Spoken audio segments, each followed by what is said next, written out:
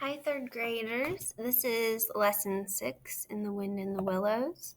This one's called Dulce Domum, part 1. So we've been talking about theme in the Wind in the Willows, and themes are like an underlying thing that is happening over and over that you see that maybe teaches you something. It's usually 1 or 2 words, and you see the characters in their actions showing that over and over. So some themes that we have found, and we will talk about this in our live meet together, is a theme of friendship. We've seen a lot of friendship between Rat and Mole and some other characters. The theme of responsibility. I think so far, Rat has been the one who showed the most responsibility. The theme of irresponsibility. Mr. Toad is a really good example of being irresponsible, and we'll see that way more as we keep going in our story. And the theme of hospitality. So hospitality, remember, is when you welcome someone into your home and you take care of them and you make them feel at home. So we've had some very hospitable characters in our stories. Badger was hospitable.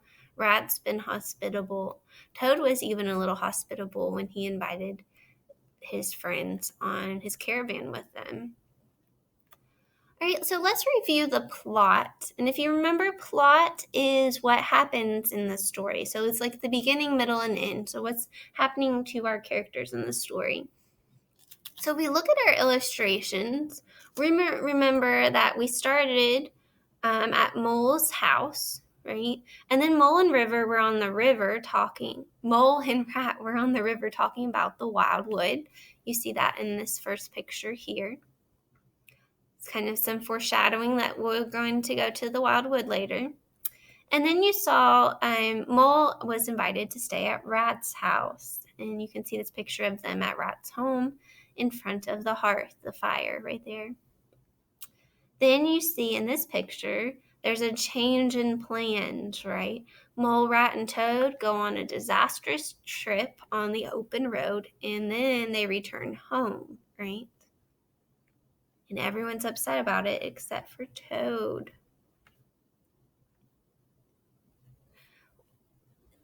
And then in our plot, the next thing to happen in our story is that Mole decides to go by himself to the wildwood. And in this picture, this illustration at the top, you see the moment when Mole is hiding in a tree and Rat comes and finds his friend. When they go wandering in the wildwood, they end up at Badger's house, and Badger shows them hospitality and lets them stay for the night. And you see that some other friends were there too. And then the very last thing, we had Badger taking them on a shortcut out of the wildwood from his house, right, in the tunnels below his home. So that's what's happened so far in our plot of our story, and we have a lot more to go. So we can continue on with our story today. Character traits. So character traits describe what a person is like or their personality. So our characters are different, right? What character trait would you use to describe Rat? Well, I would describe him as being responsible, being friendly, being kind, right? Being brave. He's a good friend. He's loyal. He's smart. He's also cautious, right? He doesn't want to be in the wildwood again in the dark. How would you describe Badger? What are some character traits you would use to describe him? Well, we know Badger is welcoming, right? But he's also like a loner. He likes to stay by himself in his home in the wildwood, and he doesn't come out as much, especially during the winter. So today's chapter is called Dulce Domum, and Dulce Domum is Latin for home sweet home. And Latin is actually a language that isn't really spoken anymore, but a lot of our English words came from Latin. So if you understand Latin words, it's easier to know the definition of English words. So the phrase dulce domum means home sweet home. And it's similar to the saying, there's no place like home. So what do you think this means? Home sweet home. What would you say? Maybe when you get home after a trip, you walk inside and you look at your wonderful house and you go, oh, home sweet home. There's no place like home, right? It's this feeling you have of like being where you belong and where you call home. So make a prediction of what's going to happen in this story. Who do you think is going home? Who hasn't been home in a very long time and might be excited to be back at their home? Some words that you'll see in the read aloud today: advance, this is a noun, it's a thing. A movement in a forward direction. The army continued their advance, trudging up the steep hill. Another word is recollection. This is also a noun, a thing. The act of remembering, something remembered. Example, Samantha had a recollection of eating chocolate cake and strawberry ice cream on her 3rd birthday. So it's like a memory. Reproached is a verb. It's something that is done, that you do. Scolded or corrected, expressed disapproval or blame. Nate's mother reproached him for his choice of clothing for the day, a t-shirt and shorts in the middle of winter. Reproached. Another word is subtle. It's an adjective, so it describes something. It means faint, delicate, slight. The Japanese rice dish was delicious with its subtle taste of shiitake mushrooms. All right, so it's just a little bit of taste. You can barely taste it. Unerring is an adjective, so it's something that describes something. Always accurate, making no mistakes. So erring, like error, no errors. Certain, sure. Thanks to his unerring judgment in knowing when to swing at a pitch and when not to, John was the best batter on the baseball team. So listen for those words in our story today. Not long after their adventure in the wildwood, the rat and the mole found themselves plodding silently along a country lane. The rapid nightfall of mid-December had already descended upon them. The mole was thinking of supper as he followed obediently behind the rat, leaving the guidance in the darkness entirely to him. As for the rat, he was walking a little way ahead, as was his habit. He walked steadily with his shoulders humped, his eyes fixed on the straight, gray road in front of him. This is why he did not notice poor Mole when suddenly something soft and subtle, carried gently upon the cool night air, caused Mole to stop dead in his tracks. It was one of these mysterious sensory moments that suddenly reached Mole in the darkness. What do you think a sensory moment is? So you use your senses to perceive things, right? It's a smell, a sensory. He senses in this moment to perceive something in the darkness. It made him tingle through and through with its familiar appeal, even though he could not clearly remember what it was. What do you think it was, the smell? Having stopped suddenly in the pitch black of the night, his nose searched hither and thither in an effort to recapture the vague scent that had so strongly moved him. A moment and he had caught it again, and with it this time came recollection in fullest flood. So he remembered something. Home, the essence of which had wafted through the air. Why, it must be quite close by him at that moment, his old home, the one he had forsaken and never sought again, that day when he first found the river. And now it was sending out its scouts and its messengers to capture him and bring him in. So the phrase "its scouts and messengers" is the author's way of saying that the scent of Mole's home is acting like scouts looking for Mole and like messengers bringing him a message. Come home! Since his escape on that bright morning, Mole had hardly given it a thought. So absorbed was he in his new life, with all its pleasures, surprises, and captivating experiences. Now, with a rush of old memories, how clearly it stood up before him in the darkness. Shabby indeed, and small and poorly furnished, and yet it was his. It was home. It was the home he made for himself, the home he had been so happy to get back to after his day's work. And the home had been happy with him too, evidently, and was missing him and wanting him back. The call was clear, the summons was plain. He must obey it instantly and go. Ratty, he called, full of joyful excitement. Hold on, come back. Oh, come along, Mole, do, replied the rat cheerfully, still plodding along. Please, Ratty, pleaded the poor mole in anguish of heart. You don't understand. My home, my old home. I've just come across the smell of it, and it's close by. I must go to it, I must. Oh, come back, Ratty. Please, please, come back. The rat was by this time very far ahead, too far to hear clearly what the mole was calling. He was also too far away to catch the sharp note. He was also too far away to catch the sharp note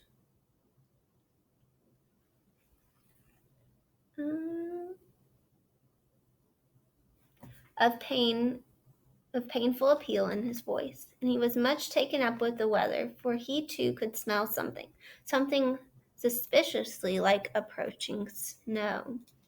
So they're both smelling something, but very different things, and they're having very different reactions. Mole, we mustn't stop now, really, he called back. We'll come for it tomorrow, whatever it is you found. But I daren't stop now. It's late, and the snow's coming on again, and I'm not sure of the way. So come on quick, there's a good fellow. And the rat pressed forward on his way without waiting for an answer. Poor Mole stood alone in the road, his heart torn asunder, and a big sob gathering somewhere low down inside him. But even under such a test as this, his loyalty to his friend stood firm. Never for a moment did Mole dream of abandoning Rat.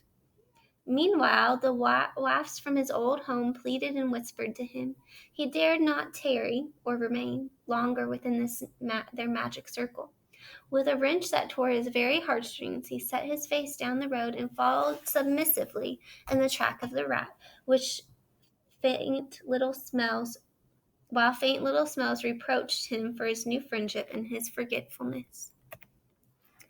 With an effort, he caught up to the unsuspecting rat, who began chattering cheerfully about what they would do when they got back. In the midst of his descriptive fervor, the rat failed to notice his companion's silence and despair. At last, however, when they had gone some considerable way further, he stopped and said kindly, Look here, Mole, old chap, you seem dead tired, no talk left in you, and your feet dragging like lead. We'll sit down for a minute and rest. The snow has held off so far, and the best part of our journey is over. The mole rested forlornly on a tree stump and tried to control himself, for he felt it surely coming. The sob he had fought with so long refused to be beaten. Up and up it forced its way in the air, and then another, till poor Mole at last gave up the struggle and cried freely and helplessly.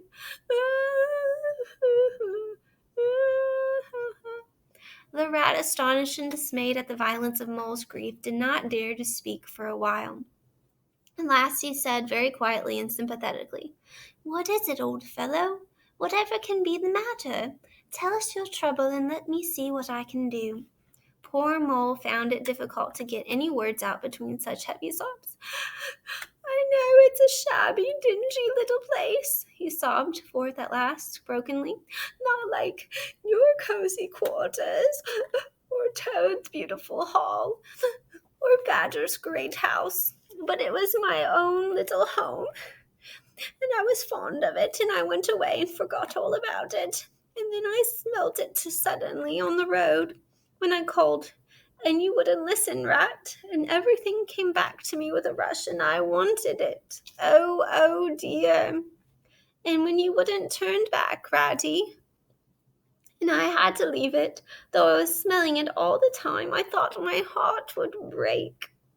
We might have just gone and had one look at it, Ratty, only one look. It was close by, but you wouldn't turn back, Ratty, you wouldn't turn back. Oh, dear, oh, dear. Recollection brought fresh waves of sorrow, and sobs again took full charge of him, preventing further speech. The rat stared straight in front of him, saying nothing, only patting Mole gently on the shoulder. After a time he muttered gloomily, "I see it all now. What a pig I've been. Just a pig, a plain pig."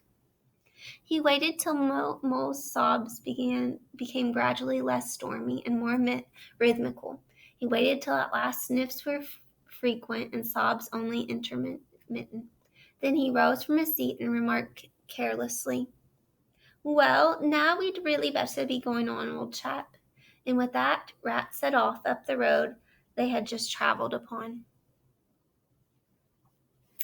"Wherever you are going to, Ratty," cried the tearful Mole, looking up in alarm.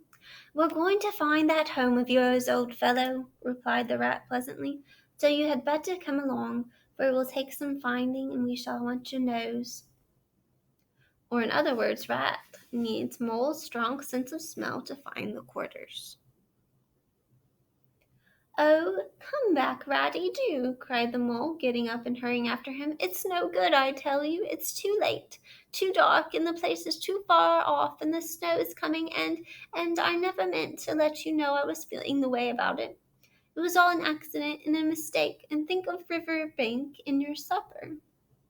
"Hang Riverbank and supper too," said the Rat heartily. "I tell you I'm going to find this place now if I stay out all night. So cheer up, old chap, and take my arm, and we'll very soon be back there again." So the phrase "hang Riverbank and supper too" means forget about Riverbank and supper. Still snuffling, pleading, and reluctant, Mole suffered himself to be dragged back along the road by his companion.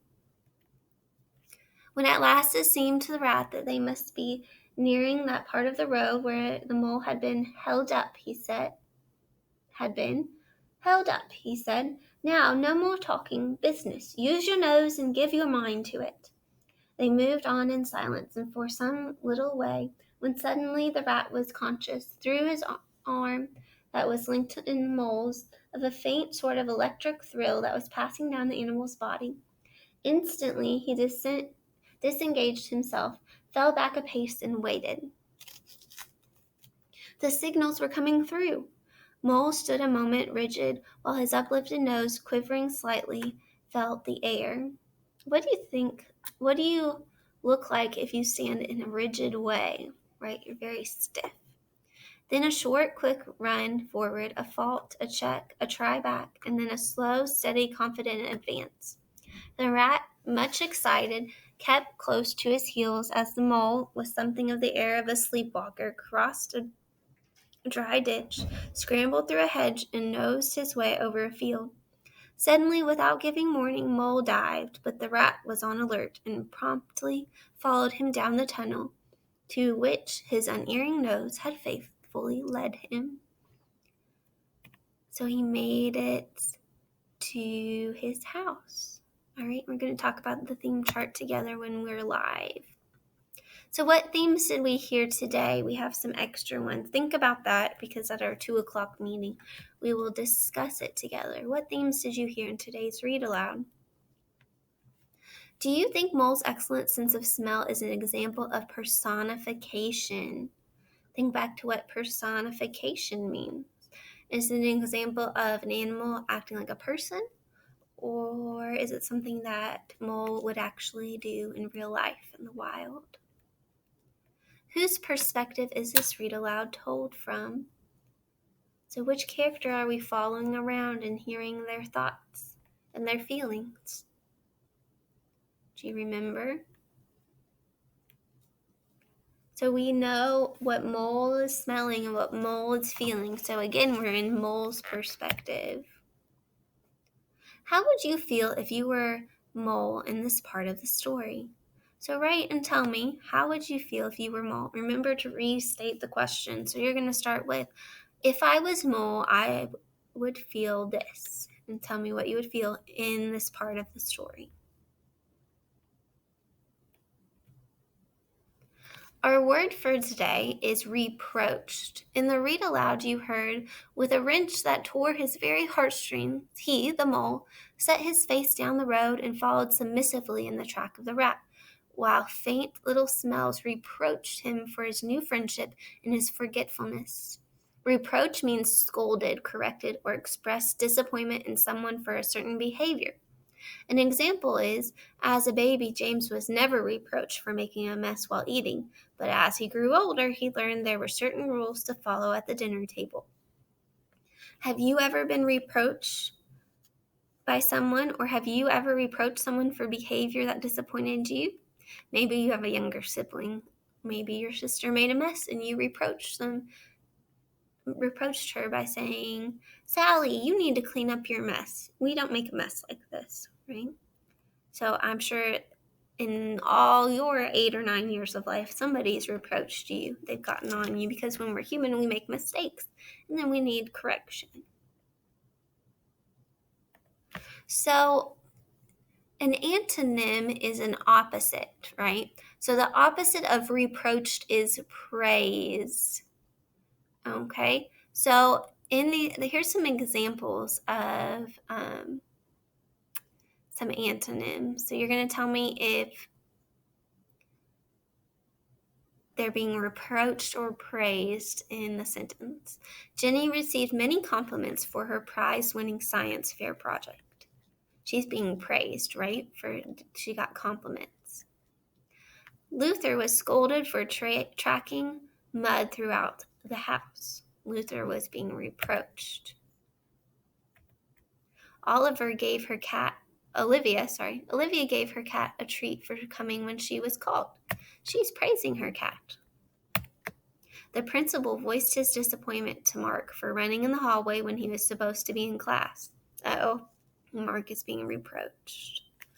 All right, good job, third graders. I will see you at 2 o'clock for our afternoon wrap up. Good work. Make sure you submit the answers to your questions.